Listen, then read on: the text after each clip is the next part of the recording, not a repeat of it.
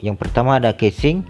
Casing berfungsi sebagai perangkat yang ada pada komputer agar terhindar dari debu, panas, benturan, dan lain-lain. Kemudian ada monitor. Monitor berfungsi menampilkan gambar atau tulisan pada komputer. Nah, kemudian itu ada keyboard. Keyboard ini adalah sebagai alat ketik tersusun atas tombol, simbol, huruf, dan angka. Kemudian ada mouse. Ini adalah sebagai kursor pada layar monitor kita. Lalu kemudian ada CD-ROM. Alat ini berfungsi sebagai alat pembaca kepingan CD. Lalu ada power supply. Nah, power supply adalah sebuah komponen yang berfungsi untuk mengubah arus AC menjadi DC. Biasanya kerusakan pada power supply ini mengakibatkan komputer kita itu tidak dapat hidup. Kemudian ada kipas. Kipas atau cooler berfungsi untuk mendinginkan perangkat-perangkat dalam komputer sehingga komputer bisa bekerja lebih stabil lagi. Lalu ada prosesor. Nah, prosesor ini berfungsi mengontrol seluruh aktivitas komputer sehingga mampu mengeluarkan objek visual pada layar monitor kita.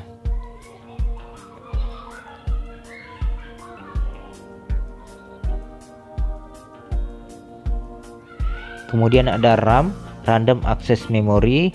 Ini adalah sebagai penyimpanan sementara untuk komputer. Jadi aplikasi yang kita gunakan atau yang sedang berjalan akan disimpan di RAM ini untuk sementara sebelum disimpan. Kemudian ada hard disk.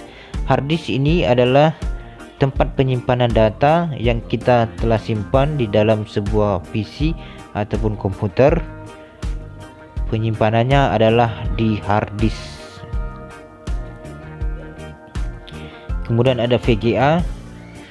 VGA atau dalam istilah awam dikenal sebagai kartu grafis, memproses grafis.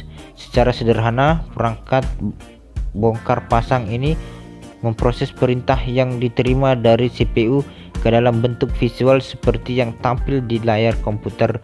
Itu adalah fungsi dari VGA. Kemudian ada sound card. Sound card adalah perangkat keras yang berfungsi mengeluarkan suara. Nah, jadi sound card ini adalah perangkat keras yang menghasilkan suara. Kemudian ada printer.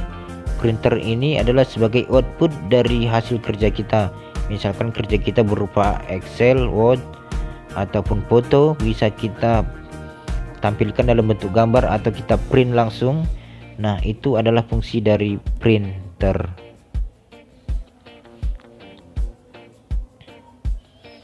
Kemudian ada hard disk eksternal atau flash disk. Nah, ini adalah sebagai penyimpanan eksternal yang bisa kita bawa kemana-mana.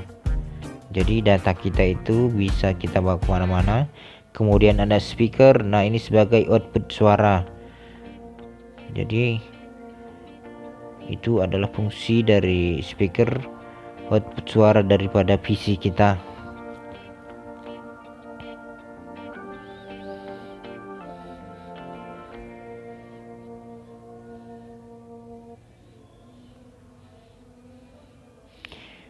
Demikianlah yang bisa saya bagikan buat kawan-kawan pemula. Semoga bisa dipahami tentang nama-nama dan fungsinya. Kita akan kembali lagi belajar di video berikutnya. Buat kawan-kawan yang ada pertanyaan, silakan bertanya di kolom komentar. Sampai berjumpa lagi di video kami berikutnya. Salam dari kami, salam media belajar official.